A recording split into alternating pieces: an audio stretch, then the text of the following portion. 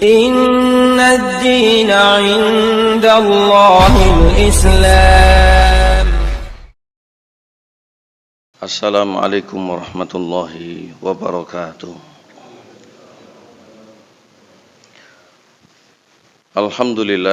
Alhamdulillahil qail fi tanzil. A'udzu billahi minasyaitonir rajim. Bismillahirrahmanirrahim. Ya ayuhan nas, ittaqu rabbakum inna zalzalata sa'ati syai'un 'adzim. Yauma tarawnaha tadhalu kullu murdi'atin 'amma arda'at wa tada'u kullu dhati hamlin hamlaha wa taran nasa sukara wa ma hum bisukara walakin 'adzaballahi syadid. Asyhadu an la ilaha illallah wahdahu la syarikalah wa asyhadu anna Muhammadan abduhu wa rasuluh alladzi la nabiyya ba'da khairil ibad. Allahumma salli wa sallim wa barik ala nabiyyina Muhammad wa ala alihi wa ashabihi wa man ittaba'ahum bi ihsanin ila yaumil ma'ad. Amma ba'd. Ma'asyara ikhwatil iman, Bapak Ibu sekalian yang kami hormati serta kami muliakan, mengawali pengajian kita pada kesempatan pagi hari yang berbahagia ini, tidak lupa untuk kita senantiasa bersyukur kehadirat Allah atas nikmat yang begitu banyak, termasuk nikmat Islam. Kita pula diberikan iman dan bahkan dipermudah jalannya ketakwaan oleh Allah Subhanahu wa taala. Mudah-mudahan dengan terus kita pupuk lewat nutrisi berupa ilmu, dengan kita ngaji, dengan kita bermajelis, dengan kita bersilaturahim satu dengan yang lain, Allah Subhanahu wa taala senantiasa menguatkan iman dan Islam kita, dan kita nanti mendapatkan akhir yang baik dengan mendapatkan husnul khatimah. Amin ya mujibah sa'il. Pagi hari ini kita akan ngaji di antara peperangan besar Rasulullah sallallahu alaihi wasallam, melanjutkan dari perang Badar adalah perang Uhud. Walaupun di tengahnya itu ada jeda beberapa perang kecil, termasuk di antaranya perang Sawi. Perang Badar sebagaimana kita ketahui, Bapak Ibu rahimakumullah, umat Islam mengalami kemenangan yang luar biasa. Maka di medan Badar banyak tokoh-tokoh dari Quraisy, mereka adalah orang-orang musyrik kafir Mekah yang meregang nyawa. Katakan Abu Jahal, katakan Umayyah bin Khalaf, katakan Utbah bin Rabi'ah dan yang lainnya. Dan semuanya itu merupakan anugerah dan nikmat dari Allah Subhanahu wa ta'ala. Namun apakah kemudian orang-orang Mekah itu mengambil pelajaran dengan berintrospeksi sehingga permusuhannya terhadap Nabi itu berkurang bahkan padam? Pun juga tidak. Mereka semakin menggebu-gebu, mereka semakin dendam, dan mereka semakin ingin untuk bagaimana caranya Madinah itu habis dan hangus. Karena orang kafir, orang musyrik dan selainnya itu kuat permusuhannya terhadap orang Islam. Maka dikatakan orang-orang Mekah menggalang kekuatan besar, laki dan perempuannya mereka seia sekata untuk kemudian menghancurkan Madinah. Yang dituju adalah otomatis Nabi Shallallahu Alaihi Wasallam, utamanya kemudian para sahabat. Komando tertinggi dipimpin oleh Abu Sufyan bin Harb. Kemudian yang lain dipimpin oleh Khalid bin Walid, dan yang lain dipimpin pula oleh anak daripada Abu Jahal yang bernama Ikrimah. Namun tiga nanti kelak masuk Islam. Jadi Abu Sufyan bin Harb ini termasuk di antara mertuanya Rasulullah. Khalid bin Walid yang kelak masuk Islam disebut dengan Saifullah al-Maslul, bahkan menjadi panglima andalannya Nabi, digunakan pula oleh Abu Bakar. Dan Ikrimah bin Abi Jahal ini pun juga nanti masuk Islam, termasuk di antara orang yang baik yang Nabi melarang orang-orang mendiskreditkannya. Tapi ceritanya itu masih panjang. Dikatakan paman Nabi yang bernama Abbas bin Abdul Muthalib mencium aroma bagaimana orang-orang kafir Quraisy ini sudah mulai bergerak. Dan ini terjadi tidak lama jedanya dengan perang Badar. Pergerakan mereka beberapa puluh mil tercium oleh Abbas bin Abdul Muthalib, kemudian mengirimkan surat mendadak kepada Rasulullah agar di Madinah segera bersiap, mau tidak mau membawa pasukan yang jumlahnya nanti ditaksir sekitar 1.000 orang. Apa yang terjadi masyiral kiram? Nabi langsung membentuk strategi. Nabi bermusyawarah. Nabi menyampaikan kepada para sahabat, yaitu umat Islam, agar bersiap untuk kemudian menyambut seruan Allah Subhanahu wa taala dengan mempertahankan Islam. Artinya apa? Artinya orang-orang yang selama ini digembleng oleh Nabi, diajari dengan akidah, dididik dengan tauhid, dibiasakan dengan ibadah. Kalau ada hal seperti ini, bagaimana sikapnya? Maka mereka seia sekata kemudian untuk mengikuti Nabi, dan Nabi pun akhirnya membagi kelompok pasukan. Dikatakan sebagaimana di Mekah ada 3 pemimpin, yaitu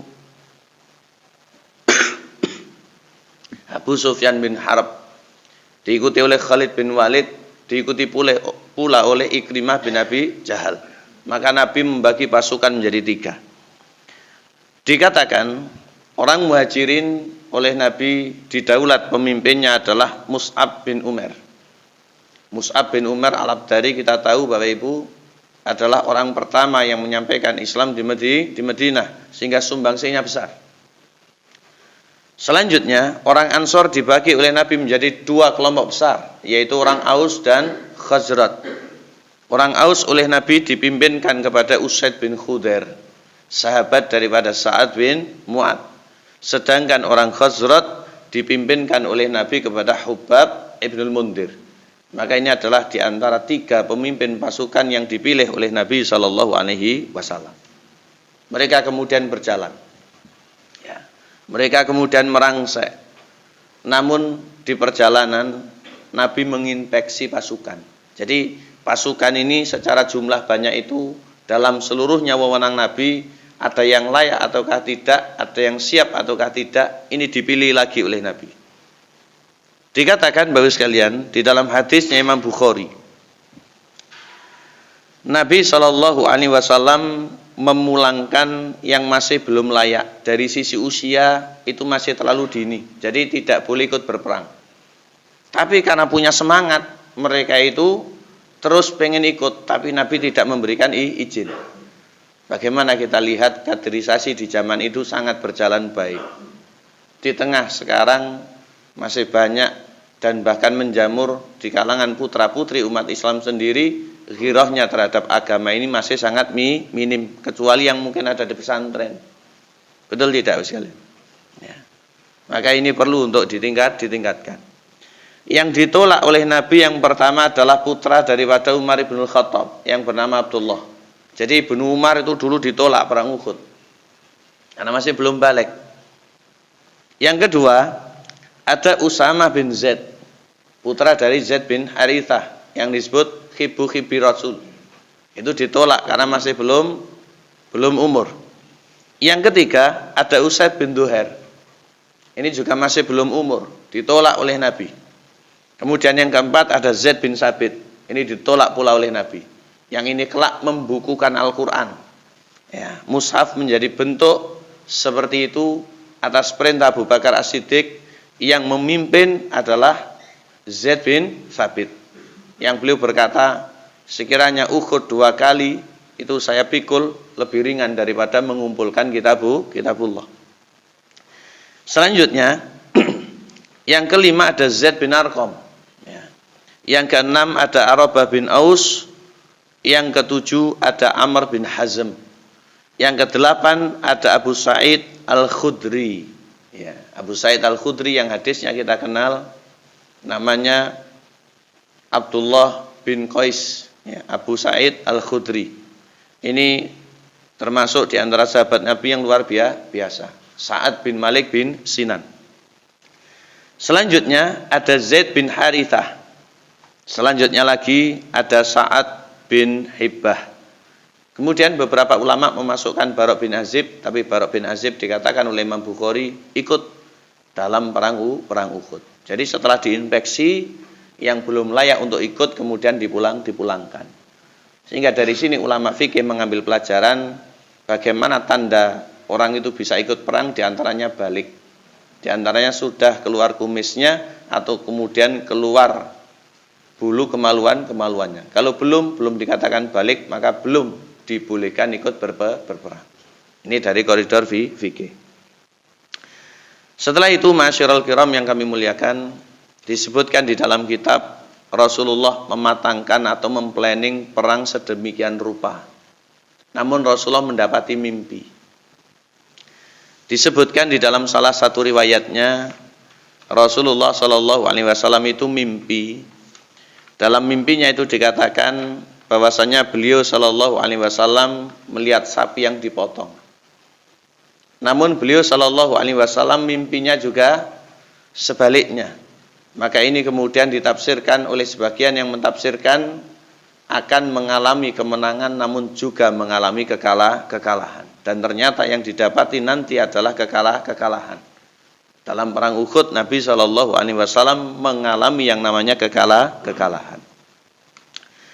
Ketika perang belum terjadi, dikatakan oleh para sejarawan ada upaya pembelotan yang dilakukan oleh internal orang Madinah. Kita tahu di Madinah itu hidup beragam keyakinan. Ketika dibentuk Sulhul Madinah atau piagam kedaulatan untuk menjaga kota Nabi, namun ternyata tidak semuanya seia sekata sekali. Orang Islam sudah pasti taat kepada Nabi. Orang-orang Yahudi ini ada yang taat, ada yang berkhianat. Namun dari kalangan orang yang sudah bersahadat karena mau menjadi Yahudi tidak kumanan darah, mau menjadi musyrik juga jauh dari Mekah, menjadi orang Islam itu satu-satunya pilihan, tapi sekedar lisan. Hati mereka tidak Islam. Dipimpin oleh Abdullah bin Ubay bin Salul, yaitu gembongnya orang munafik. Jadi sekitar 300-an pasukan itu balik jalan. Sekitar 300 pasukan itu balik jalan. Di antara yang diucapkan, kenapa kita mau membunuh diri kita? Daripada demikian lebih baik kita pulang. Tapi karena nanti malah menjadi kutu, kemudian dibiarkan oleh Nabi Shallallahu Alaihi Wasallam. Coba kita lihat bahayanya orang munafik yang merusak Islam dari dalam. Kalau musuh itu kelihatan, tapi yang seperti ini adalah musuh dalam selimut. Mudah-mudahan Allah persedikit jumlah mereka. Sehingga ta'ayal kemudian di dalam Al-Quran surat An-Nisa ayat 145 Allah menyebutkan innal munafiqina fit darkil asfali minan nar. Orang munafik itu kelak masuk ke dalam neraka yang paling dalam, menjadi bagian daripada intipnya neraka. Karena memang munafik keyakinan ini berbahaya. Adapun munafik perbuatan ini bisa menengahi siapapun termasuk kita. Ucapan yang tidak beres, janji yang tidak tepat, atau bahkan amanah yang tidak dijalankan dan seterusnya. Tapi yang paling berbahaya itu munafik keyakinan Islam hanya sebagai casing belaka. Iya dan billah min syari tadi. Selanjutnya dalam kitab secara ringkas dikatakan peperangan terjadi, namun sebelum itu terjadilah duel. Umat Islam yang mimpin yang maju pertama kali adalah Zubair bin Awam yang disebut sebagai Hawari Rasul, yaitu penolongnya Nabi Shallallahu Alaihi Wasallam. Kemudian ketika berduel menang. Ya. Ini adalah menantu daripada Abu Bakar As-Siddiq radhiyallahu anhu. Beliau adalah suami daripada Asma. Beliau punya banyak putra. Di antaranya adalah pahlawan besar Abdullah bin Zubair bin Awam. Orang pertama yang lahir setelah hijrah ke Madinah. Kemudian ada cerita yang mengharukan sekalian. Disebutkan ketika perang sudah berkecamuk dan Rasulullah menjadi komando terdepan selain 3 pimpinan tadi. Ada seorang paman Nabi yang kisahnya tidak bisa ditutup-tutupi. Beliau radhiyallahu an disebut sebagai Asadullah, singanya Allah Subhanahu wa taala. Sehingga beliau adalah pimpinan syuhada Uhud. Kalau kita berziarah ke Uhud, maka di sana ada salah satu makam yang merupakan makam dari beliau, yang dia adalah Hamzah bin Abdul Muthalib. Beliau ini radhiyallahu an, kalau berperang di dadanya senantiasa mengenakan bagaikan bulu, sehingga mudah untuk kemudian dilihat atau dicermati. Sebelum beliau meninggal dunia, itu ada cerita ini merupakan cerita yang berkecamuk semenjak perang Badar. Ketika perang Badar, Hamzah banyak membunuh pasukan Quraisy. Termasuk di antara korbannya adalah kerabat-kerabat daripada Hindun binti Utbah, istri daripada Abu Jahal. Maka Hindun tidak terima. Wanita yang paling gencar permusuhannya terhadap Islam saat itu adalah Hindun binti Utbah. Nanti kelak masuk Islam orang. Maka Hindun membisiki budak yang dinisbatkan kepada ayahnya Abu Sufyan, yaitu Wahsy bin Harb, orang Habasya atau Ethiopia dengan badan yang tinggi, punya keterampilan untuk menombak, sehingga setiap sasarannya itu dipastikan hampir tidak pernah tidak lolos. Maka Wahsy dibisiki, kalau kamu pengen merdeka, bunuhlah Hamzah. Artinya pembunuhannya adalah jaminan atau syarat kemerdekaanmu. Hal yang seperti ini dilematis. Dia tidak punya urusan pribadi, dia tidak punya keinginan, namun dia hanya ingin untuk merdeka. Apa yang terjadi masyiral kiram? Maka dikatakan ketika Hamzah bin Abdul Muthalib saat perang Uhud itu membunuh banyak sekali pasukan. Maka dikatakan lebih dari pasukan itu dihabisinya. Maka beliau radhiyallahu an diincar oleh Wahsy bin Harb. Jadi Wahsy ini hanya membawa tombak, tidak ngincar siapa-siapa kecuali Hamzah. Dan mengincarnya jarak jauh, bukan duel face to face. Kalau face to face ya buyar ini Wahsy bin Harb. Apa yang terjadi? Ketika dalam posisi lengah, ditombaklah sehingga tepat mengenai ginjalnya, tembus ke belakang, kemudian beliau terkapar, kemudian beliau syahid dalam keadaan demikian. Radhiyallahu an. Rasulullah menangis.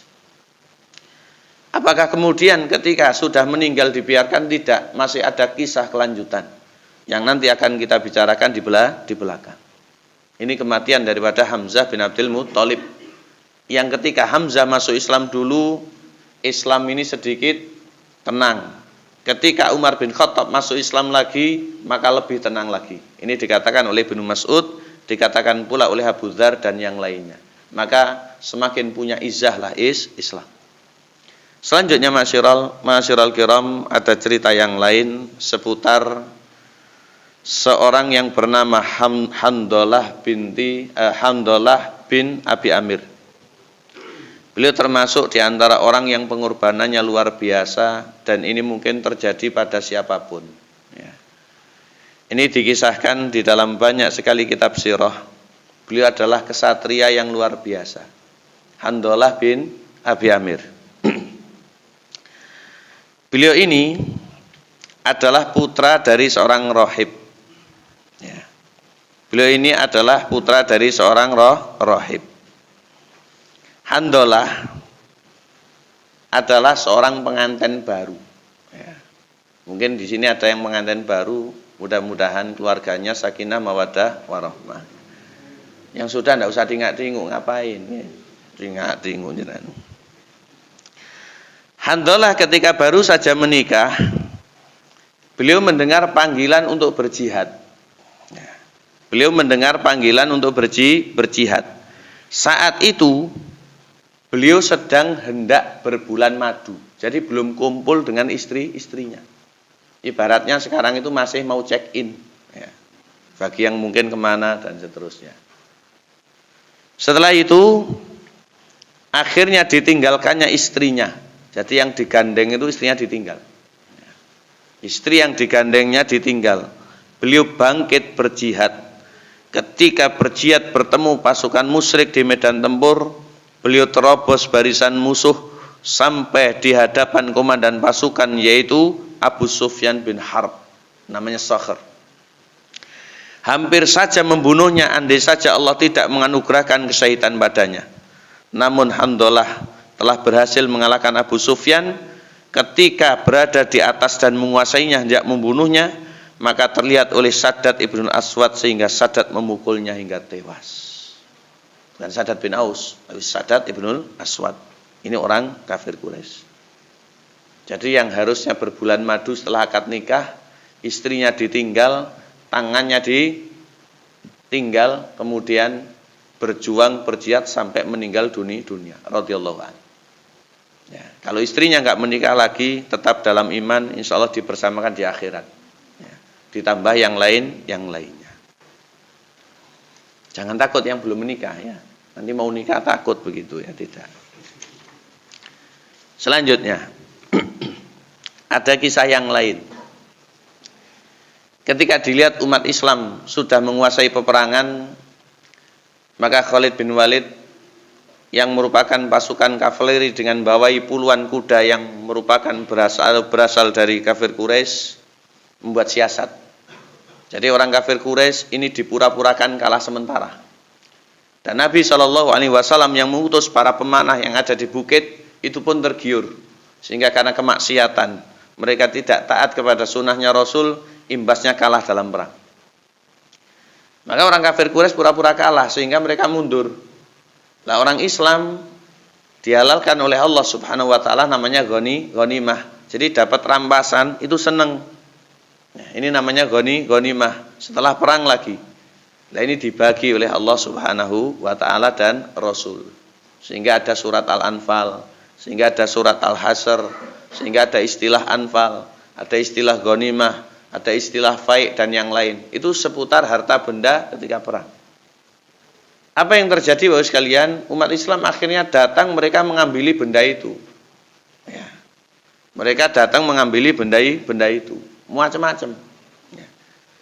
Akhirnya ketika mereka seperti itu, yang di atas pun juga gregetan. Cocok kontak nang isor ya. Akhirnya yang di atas ikut turun mengambil dengan membantu. Dari sinilah Khalid bin Walid datang dari belakang, kemudian menggempur pasukan tersebut. Ya, menggempur pasukan tersebut. Sehingga mulai luluh lantak dan kocar kacir, barisan itu terpecah. Yang Rasulullah mengutus 3 pemimpin tadi dari Muhajirin dan 2 dari Ansor, itu pun kalang kabut. Sehingga Rasulullah nanti pun juga pisah daripada kumpulan pasukan. Istilahnya pasukan Islam korat karit saat itu, masyaallah. Diserang dengan pasukan kuda yang berpedang. Apa yang terjadi? Maka di situ banyak sekali kisah-kisah yang mengharukan untuk keselamatan Nabi Shallallahu Alaihi Wasallam. Dikatakan Rasul Shallallahu Alaihi Wasallam diserang habis-habisan, namun sahabat tidak henti-hentinya untuk membantu. Nanti sampai Rasulullah pipinya memar, kemudian giginya patah, hidungnya berdarah. Dikatakan Rasulullah Shallallahu Alaihi Wasallam dibela oleh banyak sahabatnya, di antaranya dikisahkan di dalam hadisnya Imam Bukhari, diceritakan pula oleh banyak ulama. Ketika kepahlawanan dalam perang Uhud dalam rangka mempertahankan keselamatan Nabi sekaligus meminimalisir kekalahan dan jumlah kurban. Kisah yang menakjubkan ini datang diantaranya dari Abu Thalhah. Beliau menjadikan pagar pada diri Nabi. Jadi Nabi itu dipagari dengan dirinya. Maka Abu Thalhah membusungkan dadanya, menjaga Nabi dari panah-panah. Dikatakan oleh Anas bin Malik, ketika perang Uhud terjadi, orang-orang menjauhi Rasulullah, artinya mereka kocar-kacir dan kalang kabut. Abu Thalhah berdiri di depan Nabi untuk melindungi sebagai perisai. Ia adalah seorang pamanah yang sangat lihai dan handal. Pada hari itu, dia mematahkan 2 atau 3 buah busur. Ada seseorang lewat di dekatnya dengan 1 tabung anak panah, maka beliau berkata, berikan anak panah itu pada Abu Thalhah. Maka kata Anas bin Malik, Nabi mengawasi musuh-musuh, maka Abu Thalhah berkata, ya Rasulullah, janganlah engkau mengawasi musuh, nanti engkau terkena anak panah, biarlah leherku yang terkena asal bukan lehermu. Diriwayatkan oleh Imam Bukhari. Jadi Rasulullah membantu mengawasi musuh, maka Abu Thalhah yang bagian memanah dengan membusungkan dada untuk melindungi Nabi radhiyallahu anhu. Dikatakan pula dalam hadis yang sama dari Anas bin Malik, Abu Thalhah bersama Nabi melindungi diri dengan 1 buah tameng. Maka Abu Thalhah adalah orang yang ahli memanah. Jika memanah, Nabi mengawasinya dan melihat sasaran anak panahnya. Ini kisahnya Abu Tolkah radhiyallahu anhu. Kisah yang lain ada pada Abu Dujanah. Masih ingat Abu Dujanah Bapak Ibu? Abu Dujanah ini termasuk orang yang sangat handal, diriwayatkan dalam kitab Riyadhus Shalihin oleh Imam Nawawi, kalau berperang kepalanya menggunakan selayar berwarna merah. Pernah mengambil pedang yang siap untuk menanggung segala bentuk tanggung jawabnya. Ini adalah Abu Dujanah. Orang yang sangat militan luar biasa di kalangan sahabat. Abu Dujanah berdiri di depan Rasul dan menjadikan punggungnya sebagai perisai. Anak panah mengenainya dan dia tetap tidak bergerak. Panah gegere niku dalam rangka melindungi Rasul, ndak ubah belas. Ya. Kita kadang dilik-ilik sudah kerih, ya, betul. Di panah tidak ubah, subhanallah. Ini Abu Dujanah. Disebutkan lagi bahwasanya Hatib bin Abi Balta'ah mengejar Utbah bin Abi Waqqas yang telah mematahkan gigi serinya Nabi. Jadi Nabi ini punya gigi seri dipatahkan oleh Utbah bin Abi Waqqas. Maka dikejar oleh Hatib bin Abi Balta'ah. Lalu menghantamnya dengan pedang sampai terpenggal kepalanya, yaitu kepala Utbah bin Abi Waqqas. Kemudian dia mengambil kuda dan pedangnya. Maka Sa'ad bin Abi Waqqas pada waktu itu sangat berambisi membunuh saudaranya, saudara kandungnya bernama Utbah, yang mematahkan gigi Nabi. Maka dibunuh duluan oleh Hatib. Sa'ad bin Abi Waqqas tidak jadi membunuhnya. Jadi saat itu masih dua saudara berperang karena berbeda haluan. Diceritakan pula Sahal bin Hunayf adalah salah seorang pemanah yang pemberani, telah bersumpah kepada Rasul untuk siap bertempur sampai mati. Kemudian dia melakukan satu peranan hebat dalam memerangi pasukan musyrik.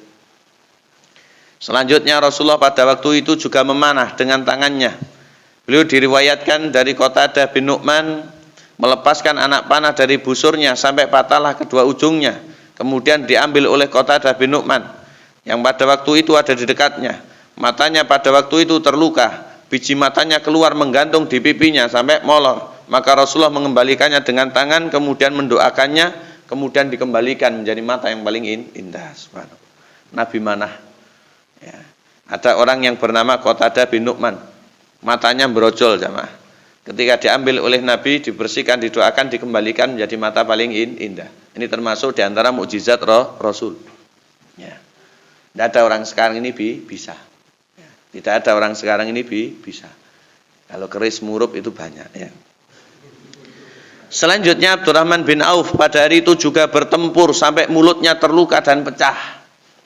Ia terluka dengan 20 luka atau lebih. Sebagian luka itu menimpa bagian kaki sehingga dia pincang. Sekelas orang konglomerat Abdurrahman bin Auf terluka, mulutnya pecah sampai terkena lebih dari 20 panah, kakinya pincang. Ya. Jadi kekayaan harta benda tidak menghalanginya untuk berjihad, bukan sekedar bayar orang tapi berangkat. Radhiyallahu anhu. Ini sahabat jamaah. Dikatakan ayahnya Abu Sa'id Al-Khudri yang bernama Malik bin Sinan. Ya. Malik bin Sinan menghisap darah dari pipi Nabi sampai berhasil mengembalikannya. Jadi Nabi itu pipinya berdarah, disedot oleh Malik bin Sinan, ayahnya Abu Sa'id Al-Khudri. Lah Abu Sa'id belum boleh jihad karena belum cukup umur tadi. Diinfeksi oleh Nabi belum cukup umur. Maka dikatakan ketika menghisap darahnya Nabi di pipi, kata Nabi, buang, semburkanlah. Ya. Ia menjawab, demi Allah aku tidak akan menyemburkannya wahai Rasulullah. Kemudian dia berbalik untuk bertempur, darah tersebut dimut terus. Saking senengnya dengan bagian diri Nabi Shallallahu Alaihi Wasallam. Ya. Mungkin kalau ada sekarang dikoleksi oleh orang-orang. Ya. Kemudian Rasulullah bersabda, barang siapa ingin melihat penghuni surga maka hendaklah lihat orang ini. Maksudnya melihat ayahnya Abu Sa'id Al-Khudri. Selanjutnya ada kisah seorang wanita, Ummu Ammarah radhiyallahu an bertempur. Beliau radhiyallahu anha menghadang laju Ibnu Qam'ah bersama beberapa prajurit Islam. Dia dibabat oleh Ibnu Qam'ah pundaknya dengan babatan yang meninggalkan luka yang dalam. Dia pun membalas memukul Ibnu Qam'ah dengan pedang beberapa pukulan. Tapi karena dia memakai dua baju besi, maka selamat. Ummu Ammarah terus berperang sehingga luka jumlahnya sampai 12. wanita berperang sampai berjumlah 12 luka yang dialaminya. Lagi musuhnya tadi Banu Qam'ah hampir mati kalau tidak mengenakan 2 baju perang. Jadi orang dulu itu double-double biasa ya. Orang dulu itu biasa. Selanjutnya kisah yang paling mengharukan, yang mengislamkan Madinah akhir hayatnya di sini ya. Kira-kira siapa? Mus'ab bin Umair Al-Abdari. Ya. Mus'ab termasuk di antara orang yang memegang panji dari Muhajirin tadi, dikisahkan begini. Mus'ab bertempur dengan sangat ganas. Beliau melindungi Nabi SAW dari serangan Ibnu Qam'ah. Ketika itu panji perang berada di tangannya, maka orang-orang musyrik membabat tangannya, akhirnya tangan kanannya putus. Panji perang dipegang tangan kirinya. Dibabat, kemudian tangan kirinya putus. Dipegang dengan kakinya. Dibabat kakinya putus. Dipegang dengan lehernya, kemudian sampai dibunuh. Bayangkan ya, orang yang paling mulia, seorang mubalik besarnya Madinah. Jadi kalau ada orang berdakwah ke Madinah itu pahalanya ngalir kepada Mus'ab bin Umair radhiyallahu an. Mati dalam keadaan demikian. Ya, mati dalam keadaan demikian. Subhanallah. Maka Ibnu Qam'ah menyangka kalau yang mati itu adalah Rasulullah karena memiliki kemiripan. Maka dikatakan sebagaimana oleh Ibnu Hisham dan oleh Ibnu Qayyim, Ibnu Qam'ah berkata, Muhammad telah mati, sehingga pasukan Islam sedikit guncang di tengah kocar-kacir tadi setelah diserang oleh Khalid bin Walid. Tapi ternyata bukan Rasulullah, itu adalah Mus'ab bin Umair radhiyallahu anhu. Tugel kabeh ya, radhiyallahu anhu. Ketika Rasulullah diisukan meninggal, maka pasukan tambah kocar-kacir. Mereka luluh lantak dan porak-poranda menyelamatkan diri sendiri. Namun Rasulullah berupaya untuk tetap mengakomodir mereka walaupun di tengah kesulitan yang sangat. Di sini juga muncul kisah-kisah kepahlawanan yang tidak sedikit. Diceritakan sekalian. Disebutkan ada beberapa kisah yang lain, di antaranya Ka'ab bin Malik radhiyallahu an. Sebagaimana dikutip oleh Imam Ibnu Katsir dalam kitabnya Al-Bidayah wan Nihayah, Ka'ab bin Malik berkata, aku termasuk prajurit Islam yang ikut dalam perang Uhud. Ketika aku melihat pasukan musyrik mencincang para prajurit Islam, aku bangkit dan mengintip. Jadi perang sudah hampir usai, dicincang, ya, dimutilasi orang Islam. Termasuk Hindun meminta kepada Wahsy bin Harb, budak tadi yang menombak ginjalnya, siapa? Pamannya Nabi, Hamzah, itu untuk membelah dadanya, mengeluarkan hatinya, digigit, dikemah-kemah, sebagiannya dimakan. Ya. Kanibal itu sudah ada sejak zaman dulu zaman. Ya. Naudzubillah min syari dzalik. Maka Rasulullah tambah menangis. Masih ada umat yang seperti itu. Aku bangkit mengintip, ternyata adalah salah seorang prajurit musyrik yang mengumpulkan perlengkapan perang sambil melewati kaum muslimin, kemudian berkata, bergerombollah kalian sebagaimana bergerombolnya kambing yang disembelih. Tiba-tiba seorang prajurit Islam mengawasinya. Ia memakai baju besi, aku pun berjalan hingga berada di belakangnya. Lalu aku berdiri untuk membandingkan antara prajurit Islam dan musyrik dengan mata kepala. Ternyata prajurit kafir itu lebih lengkap persenjataannya. Aku terus mengawasi sampai akhirnya mereka tempur. Pasukan Islam itu membabat prajurit kafir dengan babatan yang memotong bagian atas paha sampai terbelah menjadi 2. Kemudian dia membuka penutup wajah dan berkata, wahai Ka'ab, bagaimana menurut pendapatmu? Aku adalah Abu Dujanah. Dengan tangan kosong dia siap, ketika ada orang mau mutilasi disikat kemudian putul kakinya. Ya. Ini adalah Abu Dujanah radhiyallahu anhu. Jadi dalam Riyadhus Shalihin itu tak heran disebutkan di bab yang ke-7 kalau tidak ke-8 oleh Imam Nawawi, hadisnya sahih. Dulu Rasulullah itu dikatakan oleh sahabat pernah mengambil sebilah pedang, kemudian man ya'khudhu hadza. Beliau bersabda, ayo siapa yang ambil pedang ini? Maka sahabat semuanya pengen, saya Rasulullah, saya. Jadi orang itu kalau dikasih sesuatu banyak yang siap, betul tidak?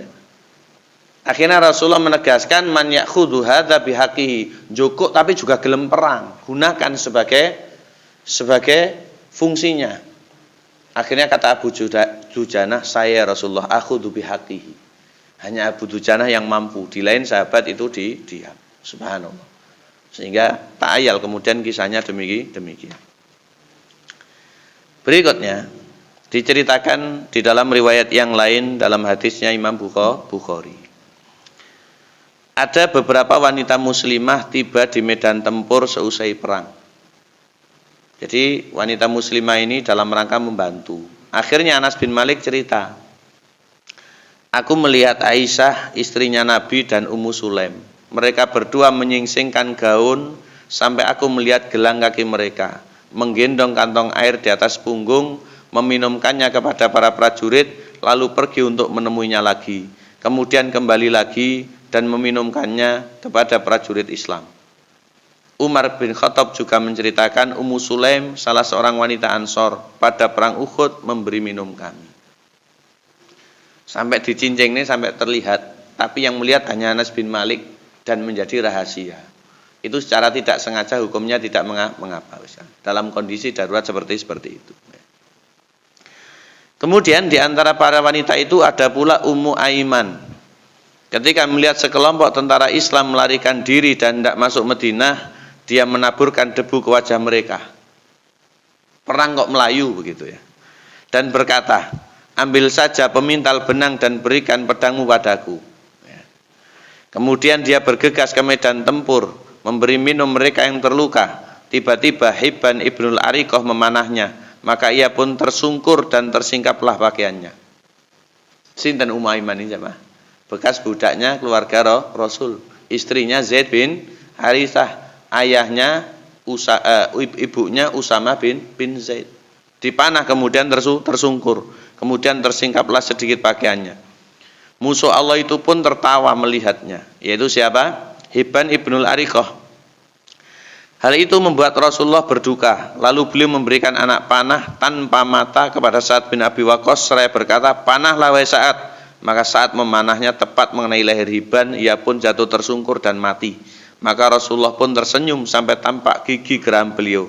Kemudian berkata, saat telah membalaskan dendam Ummu Aiman, Allah telah mengabulkannya doanya. Ini disebutkan dalam qiraat As-Siratul Halabiyah. Ya. Disebutkan demikian. Kemudian masyarul kiram, Rasulullah SAW naik bukit. Dalam upaya penyelamatan diri bersama para pasukan, beliau berlindung. Kemudian dikejar oleh pasukan kafir Quraisy, namun tidak dapat. Akhirnya dianggapnya bahwasanya perang ini telah usai. Dengan didominasi kemenangan oleh pihak kafir Quraisy, demikian pula kekalahan oleh umat Islam, maka bisa dibilang dalam perang Uhud kita mengalami kalah. Namun ini adalah sebuah pelajaran yang penting, sehingga dengan kekalahan itu umat Islam akan bangkit lagi. Oleh karena itu di dalam Al-Quran surat Ali Imran Allah menyebutkan watilkal ayyamu nudawiluha bainan nas. Hari-hari ini dipergantikan oleh Allah bagikan roda. Kemarin di atas, sekarang bisa di bawah. Kemarin di samping, sekarang bisa di depan. Tidak ada yang tetap atau namanya dinamis hidup ini. Tidak statis. Layaknya iman yazidu wa yanqus, bahkan iman pun bisa naik bisa pula turun. Kenapa demikian? Allah itu Maha tahu, orang itu bosan, menang terus bisa bosan mboten. Kalah terus bisa bosan ya. Sehingga ibarat supporter sepak bola itu ndak usah ngisruh kalau kalah ya. Biasa ya. Tidak usah ngisruh. Selanjutnya ada beberapa kejadian yang lain ketika perang ini dikatakan hampir usai. Rasulullah kemudian menginspeksi pasukannya. Siapa yang gugur, siapa yang luka, dan nanti bagaimana. Disebutkan masyarul kiram, prajurit Islam disebar untuk mencari mereka yang gugur dan terluka. Ketika orang kafir Quraisy dengan pesta pora mereka kembali, jumlah korbannya tidak begitu banyak. Maka Zaid bin Sabit bercerita sebagaimana dalam kitab Zadul Ma'ad oleh Imam Ibnul Qayyim, ketika perang Uhud Rasulullah mengutusku untuk mencari Sa'ad bin Rabi'. Beliau berkata, jika engkau bertemu dengannya sampaikan salam dariku, katakan Rasulullah bertanya padamu, apa yang kau dapati dalam dirimu? Maka kata Zaid bin Sabit, kemudian aku berkeliling di antara para pasukan. Tadi nggak ikut perang, tapi ketika selesai perang datang. Kemudian aku berkeliling di antara para prajurit yang gugur dan terbunuh. Aku berhasil menemukannya dalam keadaan sakaratul maut. Di tubuhnya ada 70-an luka. Ini tidak bisa dihitung satu persatu, tapi kurang lebih banyak mewakili maksimalnya seperti itu. 70-an luka. Kita lo kecokot satu kali saja, sakit jamaah. Betul apa betul? Kesandung sakit nomor. Ini 70 luka dengan senjata, bukan luka dijotos begitu. Luka dengan senjata. Berarti ada luka luar, ada luka dalam. Sakaratul maut. Baik itu karena tombak maupun pedang maupun panah dan yang lain. Kata Zaid bin Sabit, wahai Sa'ad, maksudnya Sa'ad bin Rabi, Rasulullah mengucapkan salam padamu dan berkata, beritahu aku apa yang kamu dapati dalam dirimu. Kata Sa'ad, salam balik buat Rasulullah. Katakan pada beliau, wahai Rasul, aku mendapati aroma surga. Jadi dia tidak mengeluh sedikit pun di kondisi mau mati. Saya mendapati aroma surga. Ini diantara kebahagiaannya orang yang syahid jamaah. Ya. Saya mendapati aroma surga. Kemudian dia lanjutkan, katakan kepada kaum Ansor, kalian tidak punya alasan di hadapan Allah jika sampai Rasulullah terbunuh, sedang kalian masih punya mata yang bisa melihat. Pada saat itu juga rohnya kemudian melayang. Sampaikan kepada Ansor, kalau sampai Rasulullah terbunuh, kalian ini tidak bisa masuk surga. Tidak punya alasan di hadapan Allah. Kemudian kata Sa'ad bin Rabi, setelah mengakhiri ucapan tersebut, dilanjutkan oleh Zaid bin Sabit, rohnya melayang. Artinya dia kemudian lemes meninggal dunia. Radhiyallahu taala anhumul jami'. Selanjutnya, di antara para prajurit yang terluka ditemukan yang bernama Al-Usairim, Amr bin Thabit. Ini keadaannya juga sekarat. Disebutkan, sebelum itu mereka pernah memintanya masuk Islam tetapi menolak. Sehingga para sahabat berkata, ini adalah Usairim. Apa yang memotivasinya untuk berperang? Tidak Islam kok.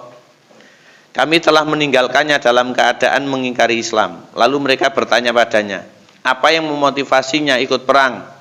Apa karena cinta pada kaummu ataukah cinta pada Islam? Dia jawab, cinta pada Islam. Aku beriman pada Allah dan Rasul, kemudian aku perang bersama Rasulullah sampai menimpaku apa yang kalian lihat. Jadi aku wis Islam begitu ya. Lalu pada saat itu juga wafat. Para sahabat menceritakannya kepada Rasulullah. Kata Rasulullah, ia termasuk penghuni surga. Kata Abu Hurairah, dan dia belum pernah sholat walaupun 1 rakaat. Ini disebutkan dalam kitab Zadul Ma'ad dan juga dalam kitab Sirahnya Imam Ibnu Hisham. Suruh masuk Islam nggak mau, pas perang ikut. Alasannya karena Allah dan Rasul. Kemudian akhirnya meninggal dunia. Walaupun belum pernah sholat, dijamin oleh Nabi masuk ke dalam surga. Tapi kita tidak boleh berandai-andai demikian, ya, belum tentu orang itu bisa. Ya. Jadi settingan zaman sekarang itu susah, pencitraan soalnya. Selanjutnya, yang terluka ada pula yang bernama Qazman. Dia berperang laksana para pahlawan. Ia tanpa bantuan orang lain berhasil membunuh 7 atau 8 prajurit musyrik. Maka para sahabat menemukannya penuh luka, lalu memikulnya ke perkampungan Bani Dhufar. Maka dikatakan, orang-orang Islam memberikan kabar gembira padanya akan balasan pahala dari sisi Allah. Namun dia berkata, Qazmani berkata, demi Allah aku tidak berperang kecuali karena martabat kaumku. Membunuh 8 orang tapi perangnya karena membela martabat kaumku. Seandainya bukan karena hal itu aku tidak akan perang. Maka ketika lukanya semakin parah dia bunuh diri dan menikam dirinya. Rasulullah pun diingatkan tentangnya. Beliau berkata, ia termasuk penghuni neraka. Ini dalam kitab Zadul Ma'ad. Sama-sama perang, beda niat, beda pula akibat dan balasannya. Sehingga insya Allah niat kita ngaji dapatnya sarapan, tidak apa-apa ya. Kalau niatnya sarapan saja tidak dapat apa-apa. Inilah akhir perjalanan mereka yang bertempur karena nasionalisme atau karena kesukuan atau karena fanatisme, sehingga tidak mendapatkan yang dijanjikan oleh Allah maupun Rasul. Bahkan matinya pun sangit dengan bunuh diri. Naudzubillah min dzalik. Beda dengan tadi yang aroma surga. Selanjutnya masyiral kiram, dikumpulkannya para jenazah untuk dikebumikan. Jadi jenazahnya orang syahid itu tidak perlu dimandikan, kalau ada kafan dikafani, kalau tidak cukup dicari media apa yang bisa untuk menutupi. Menguburkannya boleh secara kolektif atau berkelompok, satu-satu tidak memungkinkan. Diikutkan bersama seluruhnya, pakaiannya, kemudian pedangnya, kopiahnya, serbannya, agar nanti menjadi saksi. Sehingga malaikat mungkar dan nakir dalam hadisnya Imam Muslim itu segan untuk bertanya karena darah dan semuanya ini masih mengkilap, untuk kemudian tidak akan ditanya tentang 3 hal. Man rabbuka wa madinuka wa man nabiyuka. Ceritanya itu seperti itu. Disebutkan. Ketika Rasulullah SAW pernah bersabda, disebutkan dalam kitabnya Imam Ibnu Hisham, aku merupakan saksi bagi mereka, sesungguhnya tidak ada satupun orang yang terluka karena Allah, pasti Allah bangkitkan pada hari kiamat, lukanya berwarna seperti darah, aromanya laksana kesturi. Ini bagi para korban perang. Beberapa orang sahabat membawa orang yang gugur ke Madinah. Rasulullah memerintahkan agar mereka dibawa kembali untuk dikebumikan di tempat mereka gugur tanpa dimandikan, serta dikuburkan setelah terlebih dahulu menanggalkan perisai besi dan kulit binatang yang mereka pakai. Mereka ada yang dikebumikan berdua, bertiga dalam satu liang lahat. Sebagaimana juga 2 orang dibungkus dengan 1 kafan juga ada. Jadi yang melekat bagian dari besi dan yang lain itu ditanggalkan. Ini permintaan Rasulullah.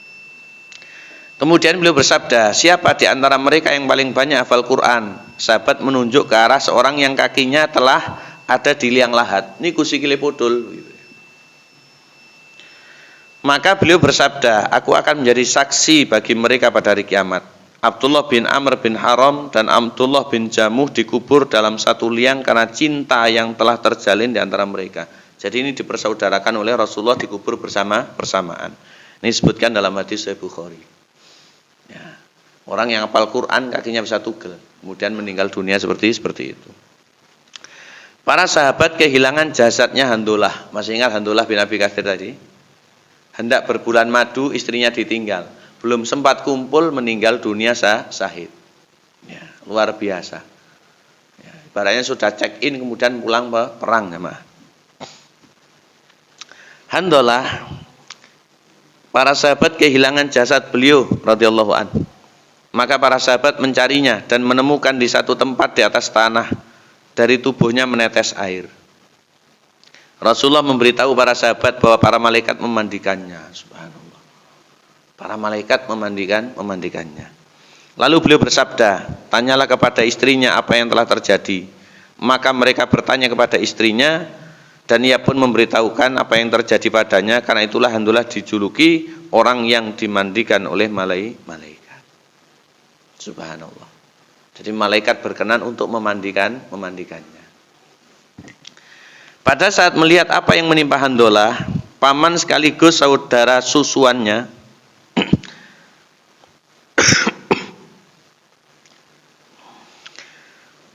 sedihnya tidak terpikirkan. Kemudian bibinya yang bernama Sofiyah datang untuk melihat saudaranya yang bernama Hamzah.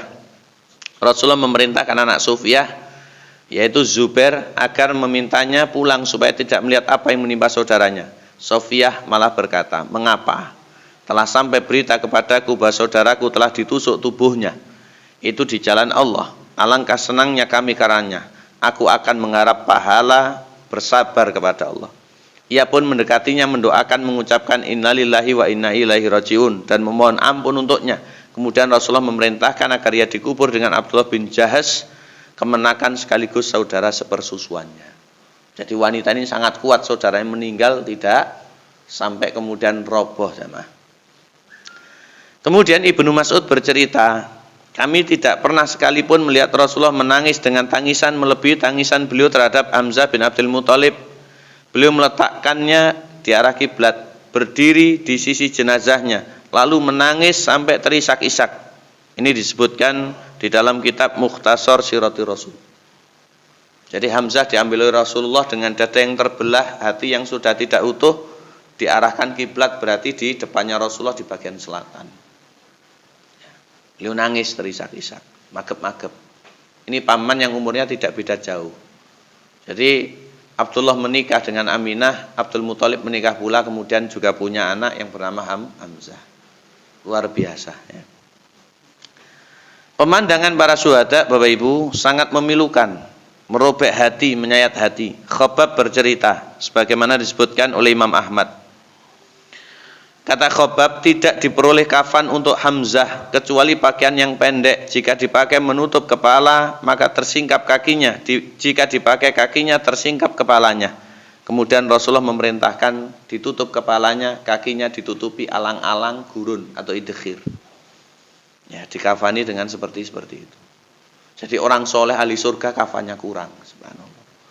Ini bukan berarti kayak di film-film TV itu ya, kafan kurang indikasi dulu gorengan nggak bayar ya. Jangan percaya ini urusan gaib jamaah, jangan dibuat-buat ya. Selanjutnya disebutkan dalam hadis Imam Bukhari, Abdurrahman bin Auf berkata, Mus'ab bin Umar telah gugur dan dia lebih mulia daripada diriku. Dia dikafani dengan selai kain. Jika ditutup kepalanya, kakinya terlihat. Jika ditutup kakinya, kepalanya terlihat. Hal senada diriwayatkan dari Khobab. Di dalamnya disebutkan, maka Nabi berkata kepada kami, tutupilah kepalanya dengan kain, tutupi katanya dengan idkhir. Jadi saat itu Islam masih sulit, belum mengalami kejayaan. Kemakmuran masih belum tercapai merata. Mus'ab bin Umar sudah tidak ada. Pendakwah pertama yang mengislamkan Madinah. Setelah itu Rasulullah mengajak para sahabat kembali ke Madinah dalam keadaan kalah. Kemudian kekalahan ini masyiral kiram menyaksikan atau menyisakan pilu yang ada di Madinah. Masih ada kisah lagi yang sangat mengharukan, di antaranya ketika Rasulullah selesai menguburkan jenazah, Rasulullah pulang ke Madinah. Di perjalanan Rasulullah bertemu dengan Himnah binti Jahas. Wanita itu diberitahu tentang kematian saudaranya Abdullah bin Jahas. Mengucapkan inna lillahi wa inna ilaihi raji'un. Ini kata Imam Ibnu Hisham dalam sirah. Kemudian memohon ampun untuk saudaranya. Kemudian diberitahu kematian pamannya Hamzah. Dia berucap inna lillahi wa inna ilaihi raji'un, memohonkan ampun kepada Allah untuk Hamzah. Kemudian dikabari suaminya yang mati. Siapa kira-kira suaminya? Mus'ab bin Umar. Dia berteriak menjerit setengah mati, kemudian menangis. Dulurnya mati, dia innalillahi berdoa. Pamannya mati, innalillahi berdoa. Suaminya mati, dia berteriak menjerit menangis. Jadi suami ini punya posisi lain di mata istrinya. Misalkan jenengan punya adik perempuan, itu adiknya lebih cinta suami daripada jenengan. Ini fakta lah, bukan lagi ditutup-tutupi. Dan itu memang perintah Allah Subhanahu wa ta'ala. Sehingga ketika Mus'ab bin Umar dikabarkan meninggal, dia berteriak menjerit menangis. Maka dikatakan oleh Rasulullah, maklum, sesungguhnya suami memiliki kedudukan tersendiri di hati istrinya. Kata Rasulullah demikian. Sehingga berat, banyak kemudian janda saat itu. Setelah itu Rasulullah melewati wanita dari Bani Dinar. Suami, saudara dan bapaknya syahid di perang Uhud. Ketika dia diberitahu tentang kematian mereka, dia malah bertanya, apa yang terjadi pada Rasulullah? Sahabat menjawab, beliau baik-baik saja, wahai ibu. Segala puji bagi Allah, beliau seperti yang kau harap. Dia berkata, tunjukkan padaku sehingga aku dapat melihatnya. Dia pun ditunjukkan ke arah Rasul. Ketika ia telah melihat, beliau berkata, setelah engkau selamat, semua musibah menjadi ringan.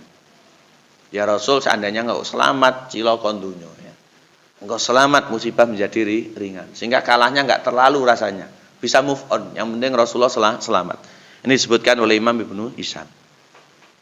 Disebutkan lagi dalam kitab Sirah Halabiyah, Ibnu Sa'ad, ibunya Sa'ad bin Mu'ad, datang kepada Rasulullah dengan berlari. Sedangkan Sa'ad memegang tali kendali Rasulullah. Sa'ad berkata, wahai Rasul, ibuku. Kata Rasul, selamat datang untuknya. Dan beliau pun berhenti untuk menghormatinya. Ketika itu setelah semakin dekat, beliau mengucapkan belasungkawa untuknya atas kematian anaknya Amr bin Mu'ad, yaitu saudaranya Sa'ad bin Mu'ad. Dia malah berkata, ketahuilah ketika aku melihatmu selamat, maka aku menganggap enteng semua musibah, wahai Rasulullah. Kemudian Rasulullah mendoakan kebaikan untuk para sahabat dan juga ibunya Sa'ad bin Mu'ad.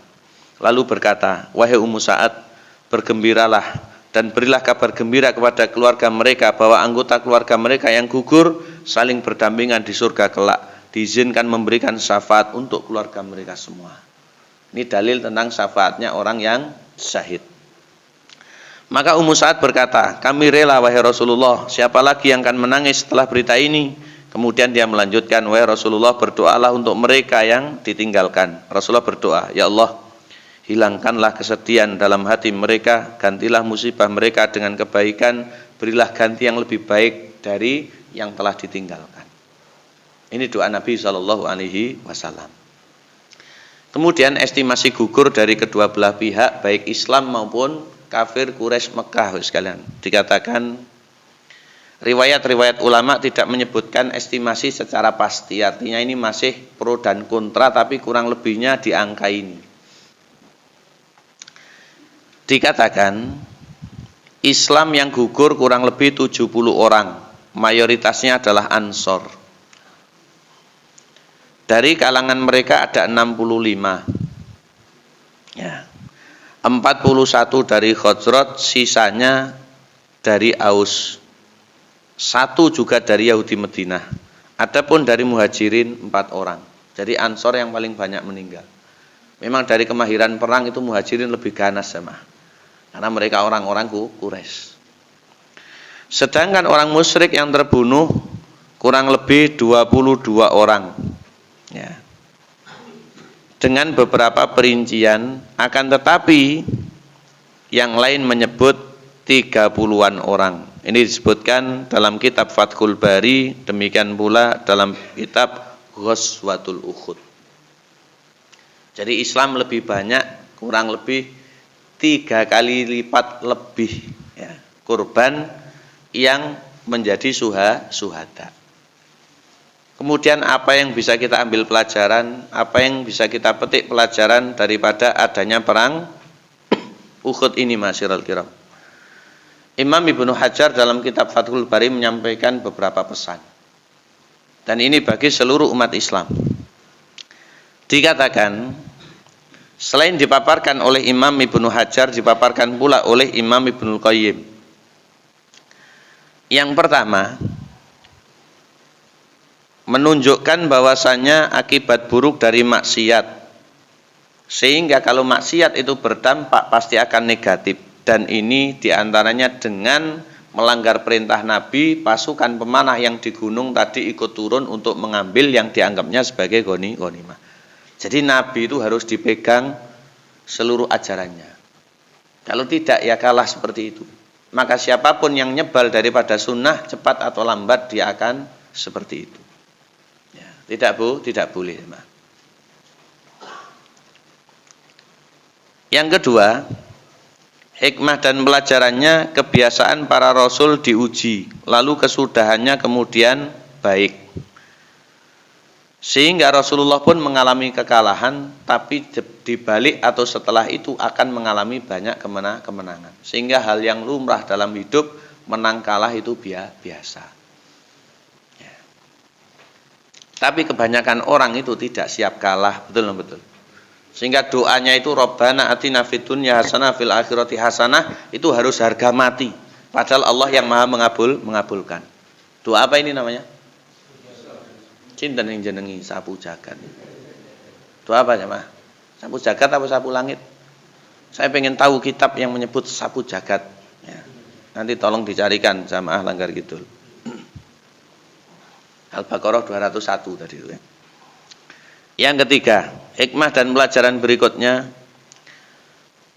dalam menunda kemenangan di beberapa medan pertempuran terdapat pendidikan bagi jiwa dan pemadaman terhadap kesombongan. maka disinilah ujian Allah untuk mendewasakan umat Islam. Kalah dhisik menangko jaga sombong gitu ya. Karena kalau menang terus orang itu bisa sombong ya. Selanjutnya yang keempat, Allah telah menyiapkan untuk hambanya yang beriman kedudukan tinggi. Artinya di akhirat dengan dimasukkan ke dalam surga. Kalah enggak apa-apa, menjadi korban enggak apa-apa.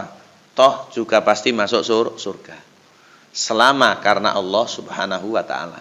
Tapi karena sukuan, fanatisme tidak tadi. Sebagaimana Qosman bunuh 8 orang tapi karena martabat kaumnya, bunuh diri akhirnya.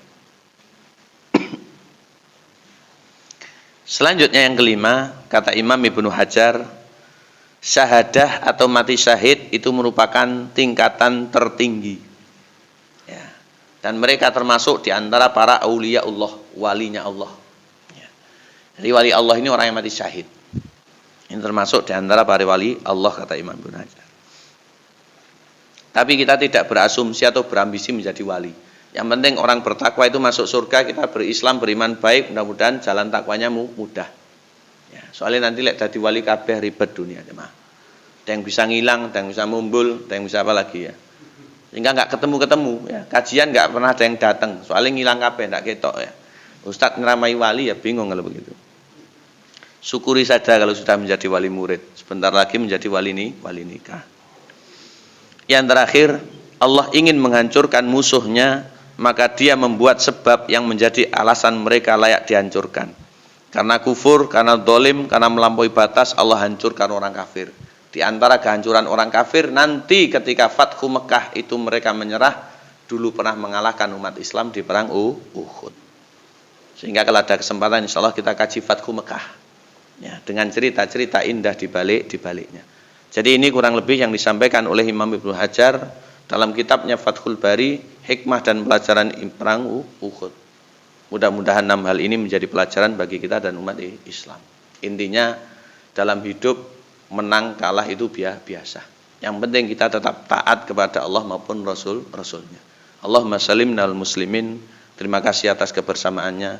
Mudah-mudahan bisa kita ambil pelajaran dan menambah motivasi serta semangat kita untuk beragama Islam ini.